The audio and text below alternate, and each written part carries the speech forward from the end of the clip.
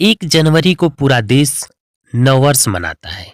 जानिए क्या है कोरेगांव का युद्ध। जब अंग्रेजों की ओर से लड़े थे दलित और हारी थी 28,000 की पेशवा सेना। 1 जनवरी 1818 में कोरेगांव की लड़ाई ब्रिटिश ईस्ट कंपनी और मराठा साम्राज्य के पेशवा गुट के बीच कोरेगांव भीमा में लड़ी गई थी। नए साल की शुरुआत महाराष्ट्र के कई जिलों में जाति हिंसा से हुई। 1 जनवरी 1818 यानी ठीक 200 साल पहले कोरेगांव में हुई जंग को लेकर पुणे एक बार फिर जंग का मैदान बन गया। कोरेगांव के युद्ध में जिन भारतीयों ने अंग्रेजों का साथ दिया था, उनके वंशज जीत का जश्न मनाने यहाँ जमा हुए। दूसरे पक्ष के लोग भी यहाँ आए थे।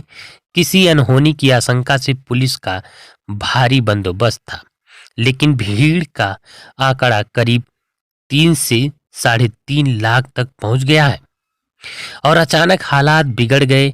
पुलिस की तमाम कोशिशों के बावजूद हिंसा और आगजनी नहीं रुकी।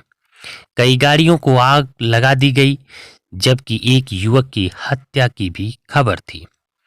1 जनवरी 1818 में कोरेगांव की लड़ाई ब्रिटिश ईस्ट इंडिया कंपनी और मराठा साम्राज्य के पेशवा गुट के बीच कोरेगांव भीमा में लड़ी गई थी।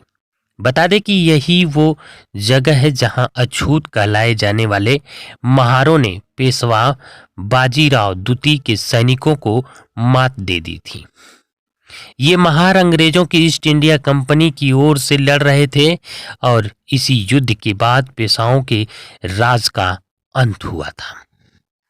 वहीं बाजीराव द्वितीय के नेतृत्व में 28,000 मराठों को पुणे पर आक्रमण करना था।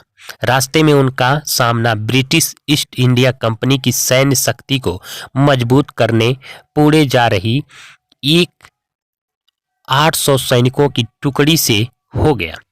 पेशवा कोरेगांव में तैनात इस कंपनी बल पर हमला करने के लिए 2000 सैनिक भेजे।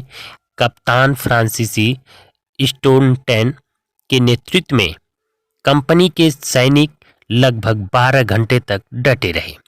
अंततः जनरल जोसेफ स्मिथ की अगुवाई में एक बड़ी ब्रिटिश सेना के आगमन की संभावना के कारण मराठा सैन्य दल पीछे हट गए।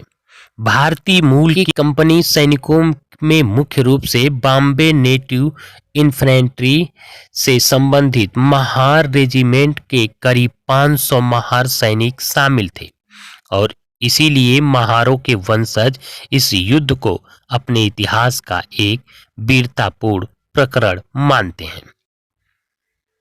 हमारी खबर आपको कैसी लगी, कमेंट करके जरूर बताएं। चैनल को लाइक और सब्सक्राइब करना ना भूलें। इसी तरह की खबर पाने के लिए चैनल को सब्सक्राइब करें और बेल आइकन की ऑल बटन दबाएं।